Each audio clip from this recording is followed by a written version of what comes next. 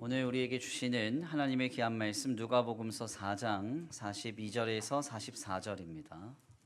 누가복음서 4장 42절에서 44절까지의 말씀.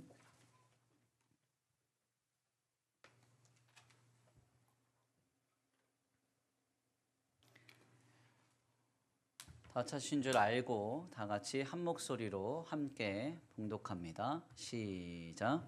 날이 밝음에 예수께서 나오사 한적한 곳에 가시니 무리가 찾다가 만나서 자기들에게서 떠나시지 못하게 만류하려 하매 예수께서 이르시되 내가 다른 동네들에서도 하나님의 나라 복음을 전하여야 하리니 나는 이 일을 위해 보내심을 받았노라 하시고 갈릴리 여러 회당에서 전도하시더라. 아멘. 할렐루야. 아멘. 할렐루야. 아멘. 오늘도 하나님의 예비하신 은혜가 있는 줄 믿습니다. 귀한 시간 하나님의 은혜로 새롭게 되시고 하나님의 귀한 말씀 가운데 힘을 얻고 변화받는 귀한 시간 되실 간절히 축원합니다. 우리 다 같이 믿음으로 선포하겠습니다. 다 잘 되고 있습니다. 하나님께서 하십니다. 시작. 다 잘 되고 있습니다. 하나님께서 하십니다. 아멘. 다시 한번 믿음으로 선포합니다. 복음을 전합시다. 다른 동네에서도 전합시다. 시작. 복음을 전합시다. 다른 동네에서도 전합시다. 아멘. 오늘 귀한 복음의 능력과 은혜가 우리 가운데 충만히 임하여서 하나님의 은혜로 거듭나는 복된 주일 되시기를 간절히 축원합니다. 오늘은 귀한 시간 귀한 말씀을 통하여서 다른 동네에서도 라는 제목으로 하나님의 귀한 말씀 함께 나누고자 합니다. 예수 그리스도께서 우리를 위하여 십자가에서 죽으시고 부활하신 뒤에 승천하시면서 우리에게 남기신 놀라운 명령이 하나 있습니다.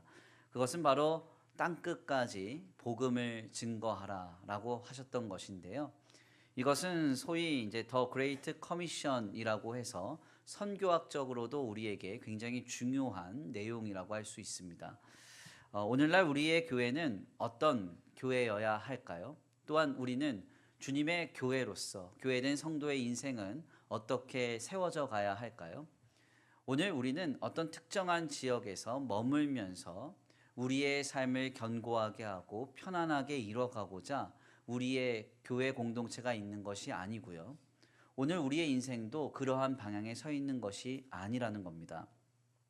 주님의 교회와 교회된 성도의 인생은 선교적인 방향을 가진 인생으로서 하나님께 오늘 우리의 인생이 허락되었으므로 주 예수 그리스도의 복음을 증거하고 하나님 나라를 이뤄가기 위해서 주님의 교회와 교회된 성도들의 인생이 있는 것이죠.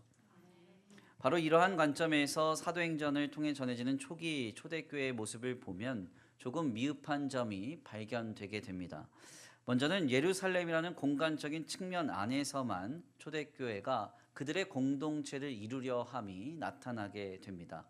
그래서 초대교회가 분명 주님께서 말씀하시기를 너희는 사마리아와 온 유대와 땅끝까지 이르러 내 증인이 되라 주님 말씀하셨는데 예루살렘 안에서만 머물러서 주님의 교회됨을 이루려고 하고 더 나아가서 그 예루살렘이라는 지역을 떠나려고 하지 않는 그런 움직임이 초대교회에 있었던 겁니다. 뿐만 아니라 둘째로 유대인이라고 하는 특정한 민족을 중심으로 교회를 이루려고 하는 모습도 나타나게 되는데요. 그래서 초대교회의 가장 강력한 이단 중에 하나가 소위 에비온파라고 해서 유대 율법주의적인 내용을 주님의 교회 공동체에 가지고 와서 유대인의 색채를 가진 공동체로 그래서 유대인들이 좀 더 존중받고 좀 더 고차원적으로 인정받는 그런 공동체로 이뤄가고자 하는 그런 사역적인 움직임이 있었다는 겁니다. 결국 이렇게 계속해서 제한된 어떤 공간과 민족이라는 특성을 해소하지 못한 예루살렘 교회를 향해 우리 주님은 박해라는 도구를 통해서 이들을 강제적으로 흩으시는데요. 사도행전 8장 1절 말씀입니다. 우리 함께 다 같이 봉독합니다. 시작. 사울은 그가 죽임당함을 마땅히 여기더라. 그날에 예루살렘에 있는 교회에 큰 박해가 있어 사도 외에는 다 유대와 사마리아 모든 땅으로 흩어지니라. 아멘. 실상 사도행전 8장에서 증언되는 이 박해라는 것은 단순한 어려움, 단순한 아픔 이런 정도가 아닙니다. 성도의 어떤 생명을 위해하고요. 또 그들의 삶의 자리를 완전히 무너뜨릴 법한 엄청난 박해를 의미하죠. 그래서 많은 학자들은 로마 황제에 의해 벌어진 대박해로 이것을 추정하는데요. 사도행전 7장에서 스데반 집사가 순교를 하고 나서 그들 안에서 초대교회는 지속적인 고난과 아픔에 직면해야 했고, 주님은 결국 로마의 황제로부터 이르게 된 대박해를 통해서 예루살렘 교회에 있는 수많은 사람들을 곳곳으로 흩으셨다는 겁니다. 이 박해는 성도의 생명을 위해 했다는 점에서 너무나 극악한 것 같지만요. 놀랍게도 이 박해로 인해서 초대교회는 그동안 깨지 못했던 공간의 한계와 민족적인 한계를 완전히 부서뜨리게 됩니다. 결국 예수를 그리스도로 믿는 수많은 성도들은 이방 나라 곳곳으로 흩어지게 되었고요. 예수께서 유일한 그리스도, 즉 구원자이심을 그들이 선 자리에서 증거함으로써 사도 바울을 비롯한 수많은 성도들의 선교는 곳곳에서 열매를 맺게 됩니다. 그래서 수많은 이방 나라에 주님의 복음이 증거되게 되고 수많은 이방인들이 하나님께로 되돌아오게 되면서 결국 오늘 우리에게까지 이 선교의 결실이 이르게 된 것이죠.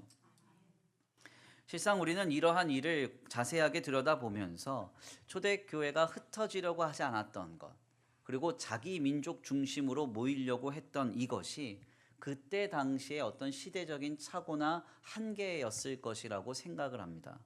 그렇지만 이러한 현상은 오늘 우리에게도 여전히 나타나고 있고 확인되는 요소이기도 해요. 초대교회인 예루살렘 교회가 왜 흩어지려고 하지 않았을까요? 그리고 왜 그들은 유대인 중심으로 모이려고 했을까요? 그것은 매우 간단하게도 초대교회의 현실과 그 당시에 모였던 교회된 성도들의 그런 삶의 방향과 결이 익숙하고 편안하며 더 나아가 자신들이 가진 영향력을 최대한 발휘할 수 있는 방향에서 너무나 많은 것들을 타협하고 움켜쥐었기 때문입니다. 결국 여기에서부터 이들은 예루살렘이라고 하는 그 자리를 떠나려고 하지 않았던 것이죠. 그리고 유대 공동체를 깨려고 하지도 않았던 겁니다. 그러나 이것은 하나님의 뜻이 아니었죠. 실상 이러한 교회와 교회된 성도들의 모습은 교회 공동체 가운데서도 나타나게 됩니다. 교회의 역사가 깊어지고요. 우리의 신앙의 연조가 여러 해를 거듭해서 더 많이 갖게 되면 예루살렘 교회와 그 당시에 교회된 성도들의 모습으로 우리의 신앙과 우리 공동체의 모습이 점차 바뀌어지게 돼요. 그래서 주님의 교회가 익숙한 것을 깨려고 하지 않습니다. 편안함을 포기하려고 하지 않습니다. 자신들이 드러나고 자신들이 주장되는 것에 자신의 인생과 자신의 삶의 결을 두게 되죠. 그렇지만 주님의 교회는 이런 공동체가 아니잖아요. 그렇죠? 주님의 교회는 예수님을 따라 자기를 부인하고 십자가를 지고 그리스도의 복음으로 한 영혼 한 생명에게 나아가는 것이 교회요. 이것이 교회된 성도들의 모습이잖아요. 이런데 관심이 없는 거죠. 사실 이러한 모습의 현상은 오늘날 가장 한국교회의 심각한 문제로서 개교회주의라는 그런 특성으로 나타납니다. 개교회주의가 뭐냐? 자신들의 공동체에 좋고 편하고 익숙하며 우리는 괜찮다라고 한다면 어떤 것이든 다 수용된다는 겁니다. 그리고 우리는 우리의 모습을 바꾸지 않겠다는 것이죠. 이런 방향에서 심각한 문제들이 계속해서 나타나고 있습니다. 교회가 어떤 행정적인 결정을 하는데 지역사회가 다 반대를 합니다. 그런데 우리 교회가 좋으면 된다는 거예요. 그래서 어떻게 해요? 지역사회에 어떤 판단을 받고 수많은 사람들이 어떤 비판을 하든 교회가 좋으니까 그걸 고수하는 겁니다. 어떤 교회는 우리 교회가 좋으니까 목사님 은퇴하시지 말라는 거예요. 나는 다른 목사님 오면 교회 다 떠날 거라는 겁니다. 그래서 그 목사님이 지금 80세가 되는데 은퇴를 못하고 있어요. 그런 교회도 있어요. 잘못된 것이죠. 우리 교회가 좋고 우리 교회가 익숙하고 편한 것, 그것을 강화하는 것이 교회됨이냐? 그렇지 않습니다. 교회는 영혼과 생명을 향해서 그들을 향해서 그들을 복음으로 살려낼 수 있는 방향에서 많은 것들을 내려놓고 깨뜨리며 새롭게 하는 공동체, 새롭게 하는 인생이 되어야 한다는 것이죠. 그러므로 오늘 우리는 이러한 교회 그리고 이러한 인생은 아닌가 하고 늘 우리 자신을 되돌아볼 수 있어야 합니다. 주님의 교회와 교회된 성도들은 익숙하고 편안함을 추구하는 공동체가 되어서는 안 됩니다. 어떻게 하면 더 크고 화려해져서 많은 영향력과 기득권을 가지고 행복감을 누리는 인생, 행복감을 누리는 공동체를 어떻게 이뤄갈 수 있을까? 이것이 우리의 관심사가 돼서는 안 됩니다. 주님의 교회와 교회된 성도들의 관심은 그리스도의 복음을 증거하는 데 있어야 되죠. 영혼과 생명을 위해 익숙하고 편안한 것을 포기하는 데 있어야 됩니다. 때때로는 위험하고 도전적이지만 내어주고 섬겨주고 위험을 감수하는 모습, 그곳이 교회고 그러한 공동체의 한 사람 한 사람이 교회된 성도인 것이죠. 그래서 주님의 교회가요, 이런 방향을 가지고 있느냐, 아니면 우리끼리 좋지, 익숙하고 편안함을 추구하는 공동체냐에 따라서 교회 분위기가 완전히 달라요. 예, 성도들이 이렇게 모여서 예배하는데 새로운 분이 오십니다. 그러면 영혼과 생명을 살리는 선교적인 어떤 마인드를 가진 교회는 어때요? 그 영혼을 귀하게 여기고, 예, 천하보다 귀한 영혼이 왔구나. 그러면서 막 장로님들이 달려가가지고 막 손잡아주고, 막 이렇게 막 반겨주고 막 이러죠. 예, 그런데 이제 이런 데 서 있지 않고 내 편안함과 유익과 행복감을 취하는데 인생의 결이 서 있는 성도들은 그 현장을 보면서 뭐라고 생각해요? 저 사람만 성도냐? 나도 성도인데. 저 장로님 저렇게 환하게 웃는 거 내가 한 번도 못 봤는데. 그러면서 이제 시험 드는 거죠. 사실은 우리가 어떠한 방향에 서 있느냐에 따라서 하나님 안에서 우리의 삶의 결과 방향이 완전히 다르게 나타나는 것이죠. 우리는 예수님의 복음을 붙잡고 흩어져 전하는 데 힘쓰는 교회가 되어야 됩니다. 영혼과 생명을 위해 익숙한 것을 포기하고 편안한 것을 내려놓고 때때로는 위험하고 도전적이지만 섬겨주고 내어줄 수 있는 교회, 그런 교회된 성도가 되어야 할 줄 믿습니다. 오늘 본문의 말씀은 바로 이러한 관점에서 우리에게 큰 깨달음을 줍니다. 예수님께서 신유 사역과 축사 사역을 하시자 소위 그 지역에 난리가 납니다. 수많은 환자들이 치유를 받고 수많은 귀신 들린 자들이 해방을 받게 되니까 우리 예수님을 경탄하고 감탄하는 무리들이 모여들기 시작하는 겁니다. 그런데 이러한 사역 직후에 우리 예수님이 보이신 행보는 참 희한했는데요. 42절 말씀 보니까 우리 예수님은 아침 일찍 일어나서 한적한 곳, 사람이 없는 곳으로 향하셨다고 말씀합니다. 42절입니다. 우리 함께 다 같이 봉독합니다. 시작.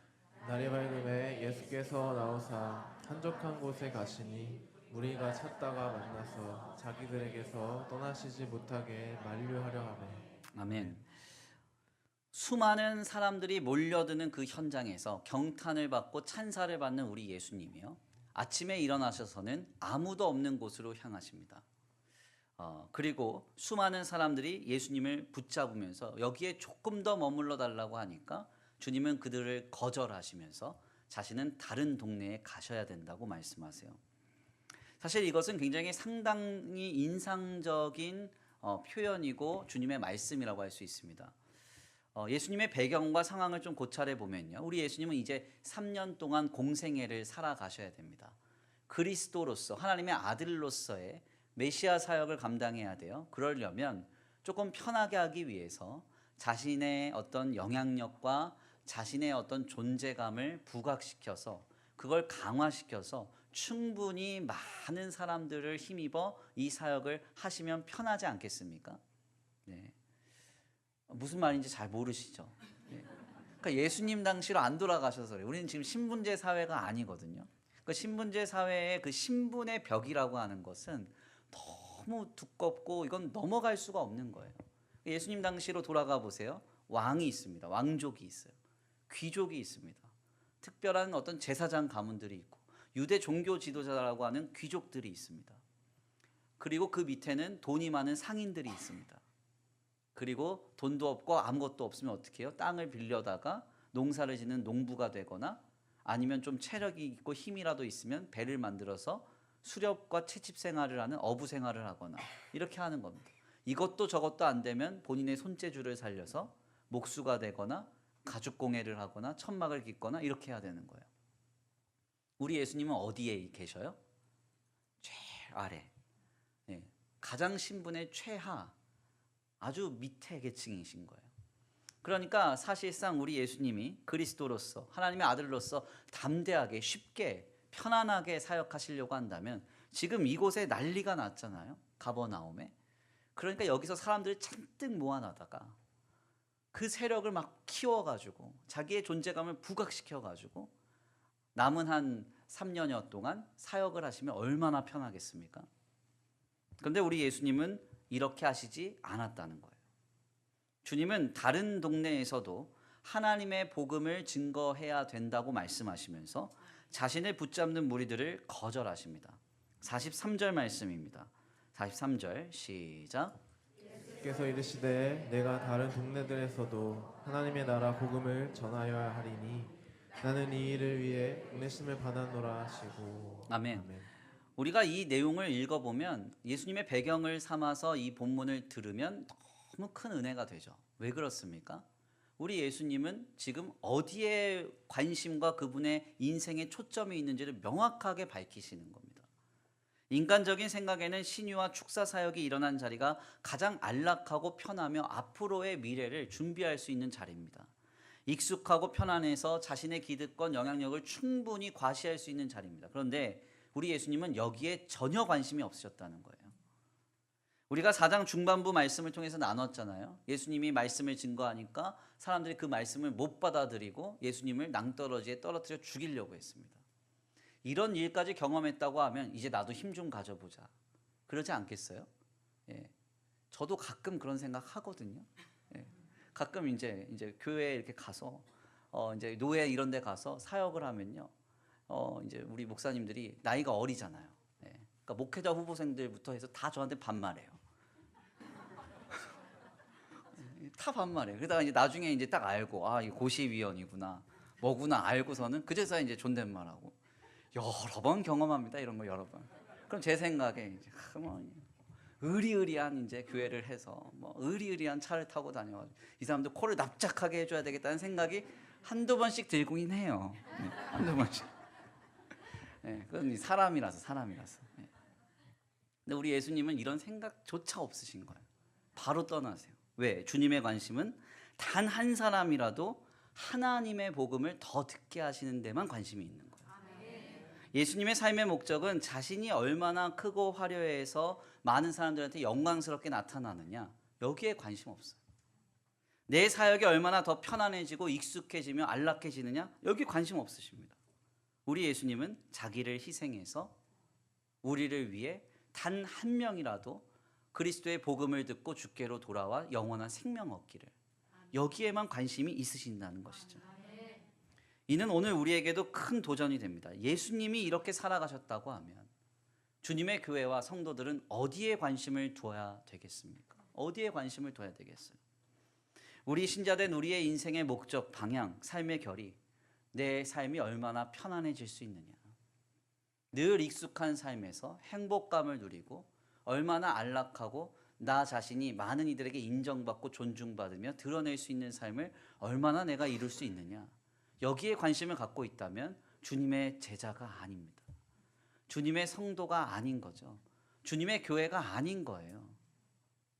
주님의 교회와 주님의 성도는 예수 복음을 단 한 사람에게라도 더 들려주는 인생이 되기를, 우리의 삶의 자리와 삶의 소유와 삶의 형편과 삶의 성취를 통해서 단 한 사람에게라도 예수님의 복음이 더 증거되기를, 그래서 한 영혼이라도 복음 안에서 살아나기를, 여기에 우리의 마음이 있어야 한다는 것이죠.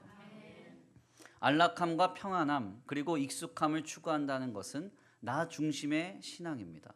끊임없이 자기만 강화되는 것이죠. 그래서 여기에서는 사실상 어떠한 편안함과 안락함을 추구하는 삶, 그리고 많은 것을 갖춰서 이제는 좀 행복하겠다 하는 그런 삶을 추종하면 거기엔 만족이 없습니다. 항상 이것은 상대적이기 때문에 내가 좋은 집에 사는 것 같죠? 나보다 더 좋은 집 사는 사람이 있어. 내가 좋은 차 타는 것 같죠? 나보다 더 좋은 차 타는 사람이 있어. 항상 그래요. 저만 그래요? 아니죠. 항상 모두가 다 그래요. 모두 다. 그러니까 이건 끊임없는 자기 강화 속에서 나만 알게 되고요. 내 삶의 자리에만 몰입하게 되고요. 나 중심적으로만 되는 거예요. 그러나 전도와 선교는 어떻습니까? 하나님 나라를 위해서 한 영혼을 바라볼 때 우리는 우리의 삶이 아닌 누군가의 삶을 보게 되죠. 마음이 바뀌어지는 겁니다. 결국 오늘 우리는 우리의 삶을 돌아보면서 우리의 삶의 방향과 목적이 어디에 있는가를 상고해 볼 필요가 있어요. 예수님 복음 증거하는 것에 얼마만큼 관심이 있으세요? 오늘 하루 만나는 수많은 사람들과 내가 교차하여 그들을 대하면서 우리는 그리스도의 복음을 전해서 예수님이 그리스도이심을 그들에게 증거하는데 우리의 삶에 얼마나의 관심이 있습니까? 우리가 한번 가만 생각을 해봐야 된다는 것이죠. 제가 언젠가 한번 말씀드린 기억이 있는데요. 저는 사실 기독교 대안학교나 혹은 대학교도 미션 스쿨에 보내려고 하는 그런 사역적인 무브먼트를 썩 건전하게 보지 않습니다. 그래서 교회가 어느 정도 성장하면 막 대안 학교를 짓고, 그래서 우리 교회 아이들은 다 그 학교를 다녀야 된다. 그리고 웬만하면 다 믿는 대학교까지 가라. 뭐 이렇게까지 하는 무브먼트가 굉장히 건전하지 않다고 봐요. 왜냐하면 이러한 집단이 갖는 강화된 방향성 중 하나가 뭐냐면 선교적 방향이 아니라 자기 신앙을 지키는 자기 보호로 가는 경우가 많기 때문에 그렇습니다. 물론 여기에서 신앙을 지킨다는 명분이 강하게 작용하는데요. 문제는 이단이나 사이비 집단도 이런 명분으로 폐쇄적인 공동체 생활을 한다는 거예요. 그래서 우리가 잘 알고 있는 모든 이단 사이비 교단은 다 학교를 가지고 있습니다.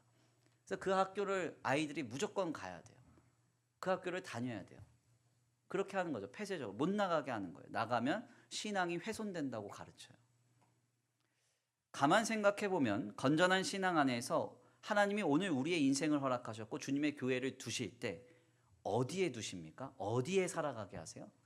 세상에서 살아가게 하시고 세상에 두세요.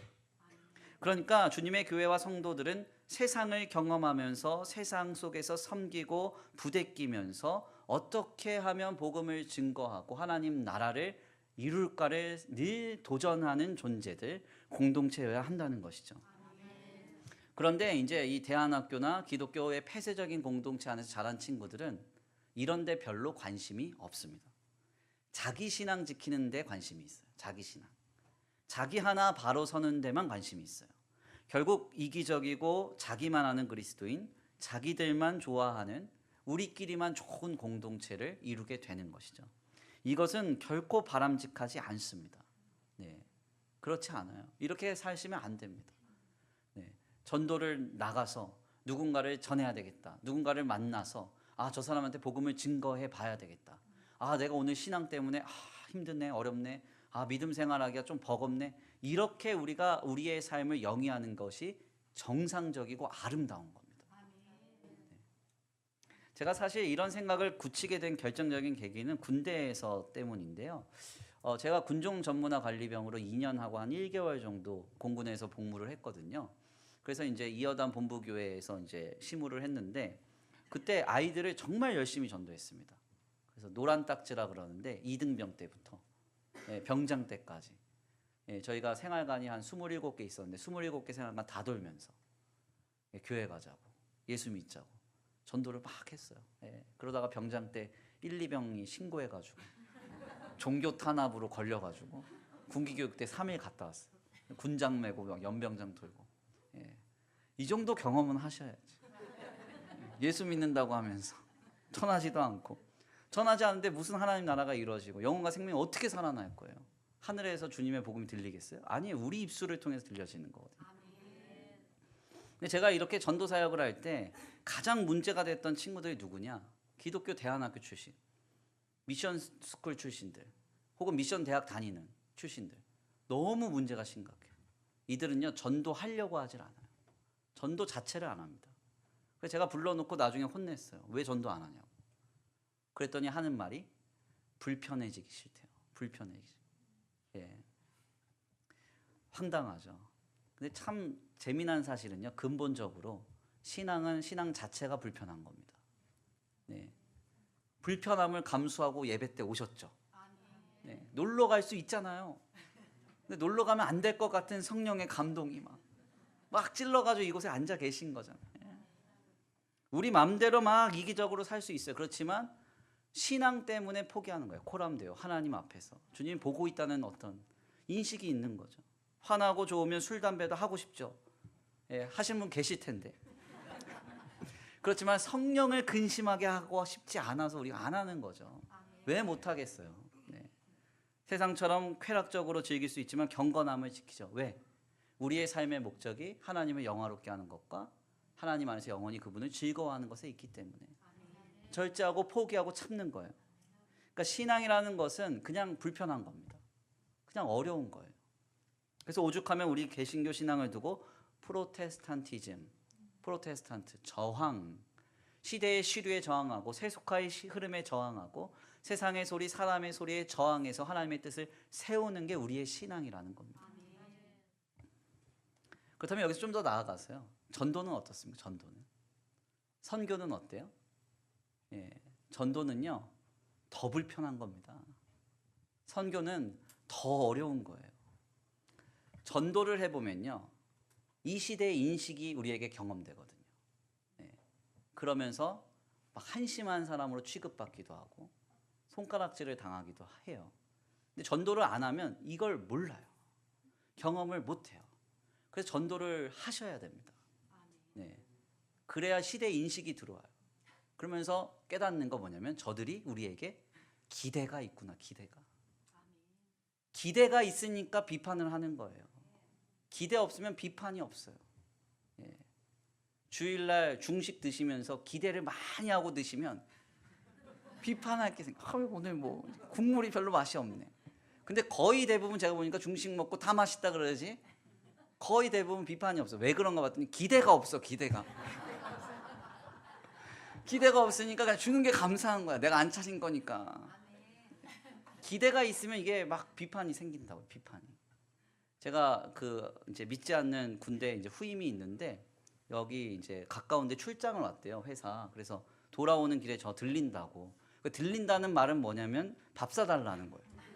그래서 그걸 알았다고 들리라고 해서 밥을 사줬던 경험이 있거든요. 근데 제가 주일날 그리고 이제 기도회 때를 제외하고는 거의 평상복을 입고 있습니다. 그 친구가 왔는데 평일날 와서 평상복으로 맞이했어요. 그랬더니 그 친구가 저한테 그러더라고요. 목사가 이렇게 입어도 되냐고. 그러니까 세상의 기대는 우리 생각보다 훨씬 더 높다니까요. 목회자는 그렇게 입으면 안 된대요. 어떻게 그렇게 입고 있냐, 평상복으로. 그래서 저도 사람이라고 그랬죠. 사람이라고. 예, 양복 입고 저는 이제 기도회가 있고 집회가 있을 때만 양복입니다. 얘기해 줬는데, 그러니까 우리가 그 기대를 충족시켜주면 그들은 돌아옵니다. 아멘입니까? 그렇지만 그 과정은 굉장히 불편한 거예요. 고단한 겁니다. 제가 오늘부터 이경순 권사님, 김미라 권사님, 김미영 권사님과 함께 미얀마 선교를 갑니다. 다른 교회 한 교회가 또 합류를 해서 총 인원이 10명입니다. 예, 그래서 우리 선교사님 부부까지 해서 12명이 움직이는 그런 선교인데, 사실 이제 이번에 5월 달에 이 행사가 노예 모임 회의 이런 게 되게 많아요. 근데 이제 제가 이 행사 때문에 이제 다 불참을 하니까 우리 목사님들이 막 저한테 그래요. 왜 그런 데 가냐고. 예. 공식적으로 미얀마가 이제 여행 금지 4단계 국가거든요. 5단계까지 있습니다. 그러니까 5단계는 이제 검은색으로 지도에 표시되는 데가 이제 보통 북한, 예. 그리고 이제 아프간 이런 데가 검은색으로 표시가 되고, 저희가 가는 데는 빨간색, 예. 미얀마. 검은색은 아니니까. 그렇죠? 그런데 왜 가냐고 막 그러면서 막 뭐라 하세요. 특별히 저희가 가는 이 시기가 사실은 누구도 이 시기에 미얀마를 안 가려고 하는 시기에 저희가 가는 겁니다.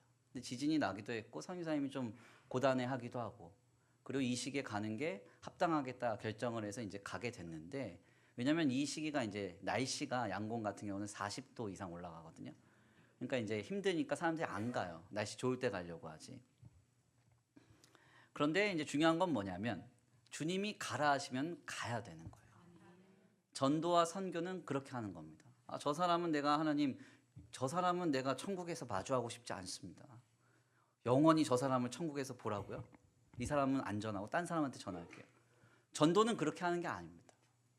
고단하고 어렵지만 한 영혼 한 생명을 위해 다가가고 그들을 섬기고 예수 복음만이 그를 살릴 수 있기 때문에 그에게 전도해야 되는 것이죠.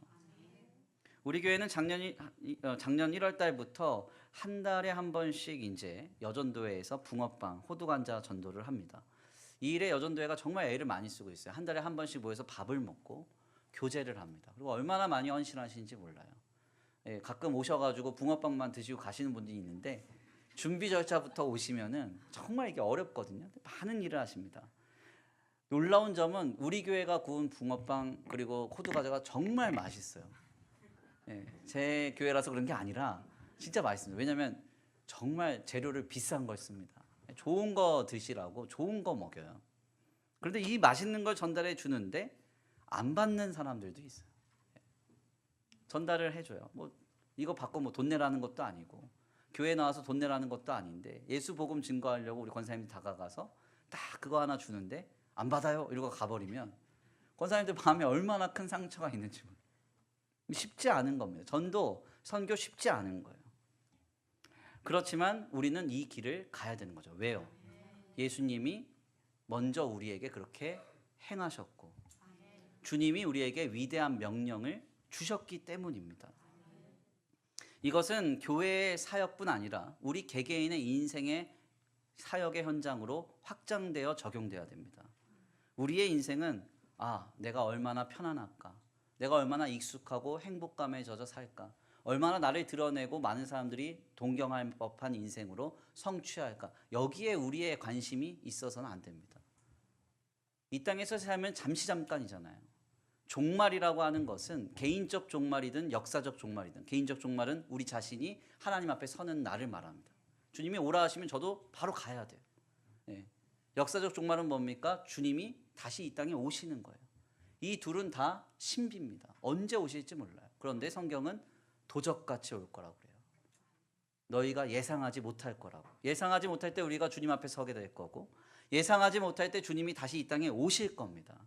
그렇다면 그날을 바라보고 그날 부활의 영광과 영생의 기쁨을 아는 사람이라면 오늘을 이 땅에서 편안함과 안락함을 많은 것들을 성취하기 위해 오늘을 우리가 살아가는 것이 합당할까요?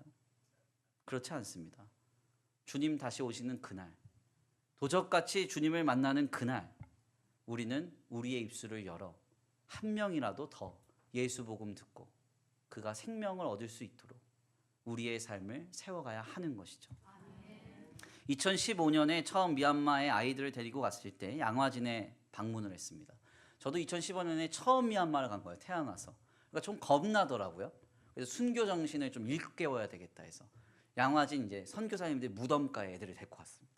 가면 거기 이제 박물관도 있어요. 처참했던 기록들이 막 연이어집니다. 저희 그 친할머니가 이제 연세가 지금 96세인데, 그분이 태어났을 때 즈음에 이 땅에 어떤 일이 있었냐? 배가 아프다 그러면 무당을 불러요. 명주실을 먹여요. 그러니까 애들이 하도 배가 아프다 그러니까 선교사님들이 의사를 데려와서 개원을 해서 배를 갈라보면 명주실이 막 수도 없이 나옵니다. 아내가 머리가 아프다 그러니까 무당이 뭐라고 하냐면 그 이제 마을에 꼭 무당들이 한 명씩 있어요. 부적 태운 물을 먹이라고. 부적 태운 물을 먹이고 양잿물을 바르고 이랬던 기록들이 다 남아 있습니다. 선교사님들이 이 땅의 그 처참함을 보고 이 땅에 내리자마자 뭘 하냐면 생명을 바쳐요.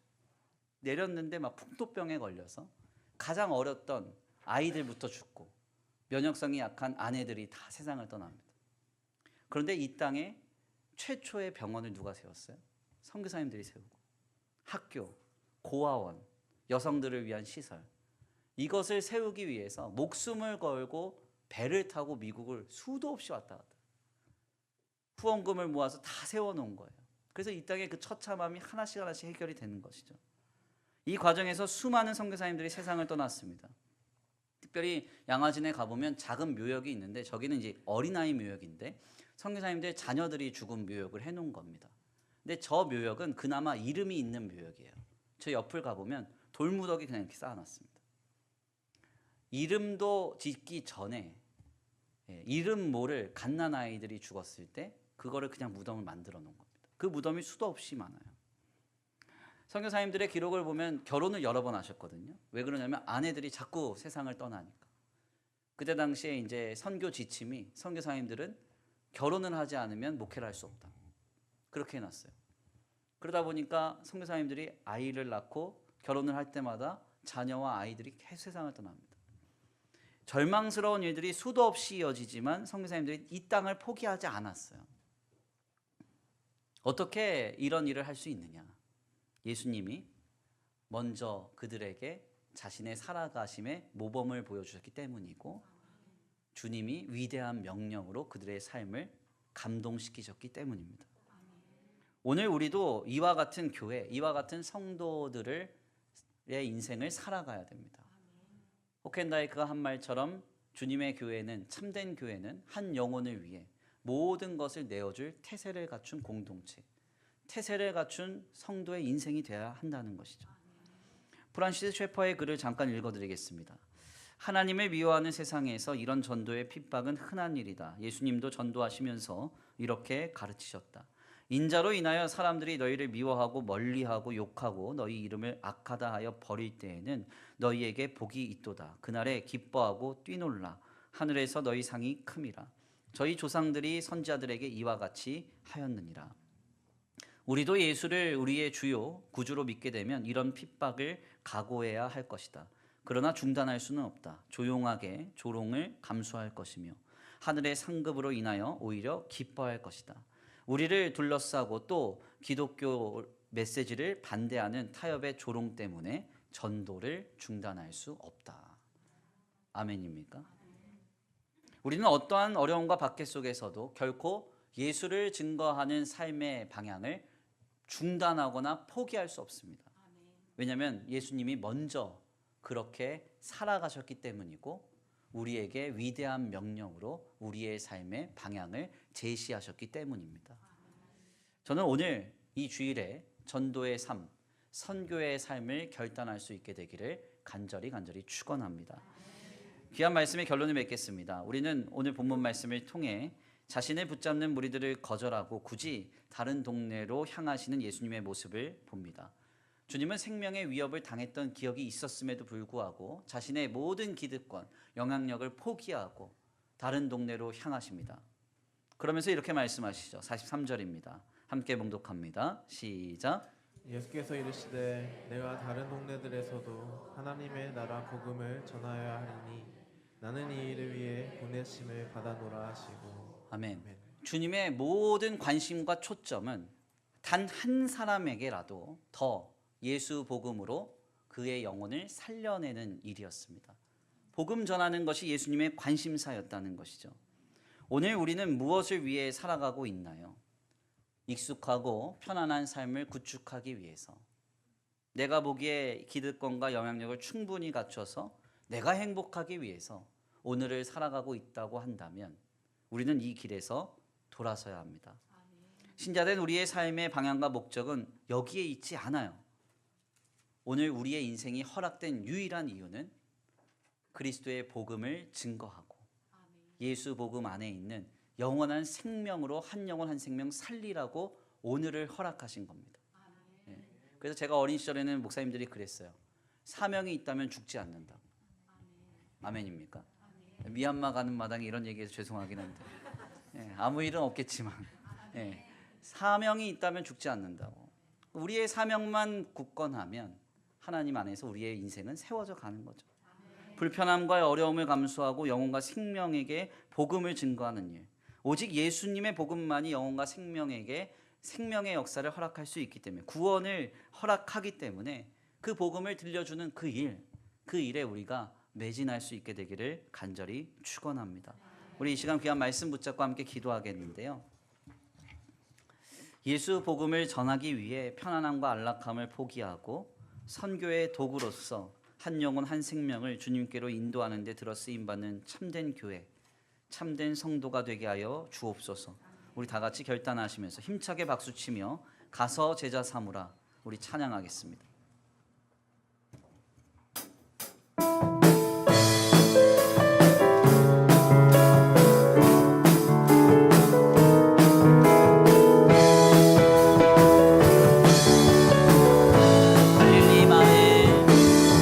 갈릴리 그 숲속에서 주님 그 열한 제자 주님 그 열한 제자 다시 만나시사 마지막 그들에게 부탁하시기를 너희들은 가라져 세상 가서 제자 삼으라 가서 제자 삼으라 세상 많은 사람들이 세상 모든 영혼이 내게 달려나니 가서 제자 삼으라 나의 길을 가르치라 내가 너희와 항상 함께 하리라. 지금도 우리 주님 찾아오십니다. 지금도 우리 주 찾아오사 어두워져가는 저 세상 바라보며 어두워져가는 저 세상 바라보며 마지막 우리에게 부탁하시기를 너희들은 가라져 세상 가서 제자 삼으라 가서 제자 삼으라 세상 많은 사람들이 세상 모든 영혼이 내게 달려나니 가서 제자 삼으라 나의 길을 가르치라 내가 너희와 항상 함께 지금도 우리 주님 찾아오십니다. 지금도 우리 주 찾아오사 어두워져가는 저 세상 바라보며 어져가는 저 세상 바라보며 마지막 우리에게 부탁하시기를 너희들은 가라져 세상 가서 제자 삼으라 가서 제자 삼으라 세상 많은 사람들이 세상 모든 영혼이 내게 달려나니 가서 제자 삼으라 나의 길을 가르치라 내가 너희와 항상 함께 가서 제자 삼으라 가서 제자 삼으라 세상 많은 사람들이 세상 모든 영혼이 내게 달려나니 가서 제자 삼으라 나의 길을 가르치라 내가 너희와 항상 함께 하리라. 이 시간 우리 다 같이 함께 말씀 붙잡고 기도합니다. 하나님 예수님의 마음을 갖게 하소서 예수님의 관점을 갖게 하소서 세상이 알아주지 않고 사람이 알아주지 않고 물질로 우리의 삶이 어떻게 평가된다 하는 것에 우리의 마음이 향하지 않게 하여 주옵소서. 오직 내 인생 주님이 하나님 나라를 위하여 살아가라고 허락하셨으니 우리 교회 주의 복음 증거하라고 허락하셨으니 여기에 모든 관심이 모든 마음이 집중되기를 원합니다. 그리스도의 복음으로 한 영혼 한 생명에게 주님의 복음 더 들려주어서 한 명에게라도 더 들려주어서 그 영혼 그 생명 살려내는 역사에 참여하는 주님의 교회 주님의 성도가 되게 하여 주시옵소서. 우리 다 같이 함께 귀한 말씀 붙잡고 결단하며 기도하겠습니다. 함께 기도합니다. 사랑과 은혜가 많으신 하나님 감사합니다. 오늘 귀한 자리에 주님 앞에 왔습니다. 주님 그렇습니다. 하나님 우리의 마음과 우리의 생각이 세상적으로 향하지 않기 원합니다. 세속화되지 않기 원합니다. 물질적인 가치와 세속적인 가치에 거기에 함몰되어서 익숙함과 편안함 내 안락함과 내 행복함 아버지 나를 드러내고 나를 나타내는 데 몰입된 그런 인생이 되지 않기 원합니다. 예수 그리스도를 증거하고 나를 구원하신 하나님을 증거하고 예수 십자가의 보혈의 능력으로 죄와 사망의 비참을 끊으사 우리에게 영원한 생명 주신 그 역사를 믿고 바라보면서 오늘을 살아가기 원합니다. 주님, 이 시간 우리 가운데 역사하여 주시옵소서. 이 시간 우리 가운데 임자하여 주옵소서. 오 하나님, 우리에게 지금 찾아오사 우리의 마음을 새롭게 하시고 우리 중심을 새롭게 하소서. 오 하나님, 하나님 나라의 역사가 아버지 우리에게 나타나고 보여지는 그 일에 우리가 주목하게 하여 주옵소서. 한 사람에게라도 더 가서 주 예수 그리스도의 복음을 증거하기 원합니다. 한 사람에게라도 더 가서 나를 구원하신 하나님을 증거하기 원합니다. 한 사람에게라도 더 가서 아버지 내 익숙함과 내 편안함과 내 행복함을 포기하고 그 영혼 주님 앞에 영생을 얻도록 예수 그리스도의 보혈의 능력을 힘입도록 아버지 그를 세워가는 일에 내 인생이 우리 교회가 들어 쓰임받기를 원합니다. 지금 우리 가운데 찾아오사 일하여 주시고 역사하여 주시며 함께하여 주시옵소서. 주님밖에 없습니다. 주님밖에 없습니다. 주님밖에 없습니다. 주님, 이 시간 예수 그리스도의 복음을 증거하는 교회, 예수 그리스도의 복음을 증거하는 인생으로 우리 삶이 세워져 가게 하여 주시옵소서. 도시믿습니다. 가서 제자 삼으라 세상 많은 사람들이 세상 모든 영혼이 내게 달렸나니 가서 제자 삼으라 나의 길을 가르치라 내가 너희와 항상 함께 하리라 가서 제자 삼으라 세상 많은 사람들은 세상 모든 영혼이 내게 달렸나니 가서 제자 삼으라 나의 길을 가르치라 내가 너희와 항상 함께 하리라.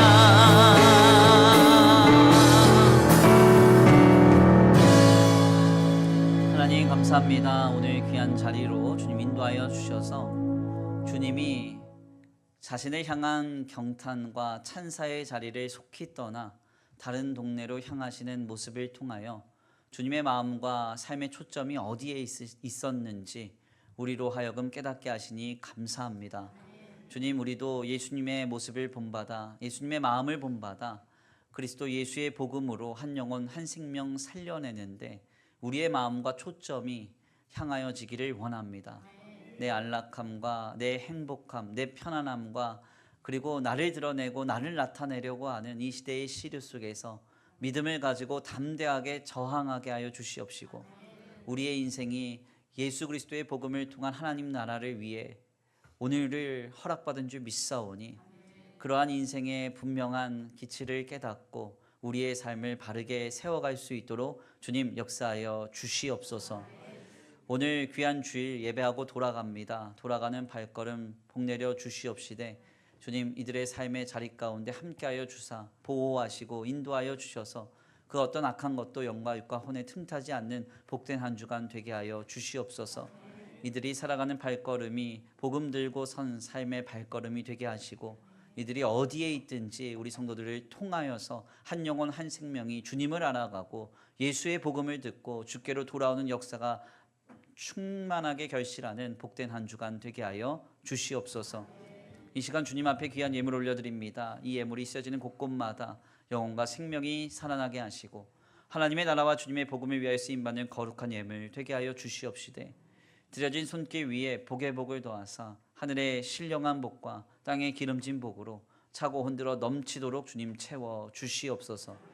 도우실 믿고 감사함 올려드리오며 사랑과 은혜가 많으신 우리 구주 예수 그리스도의 이름으로 감사하며 기도 올려드립니다.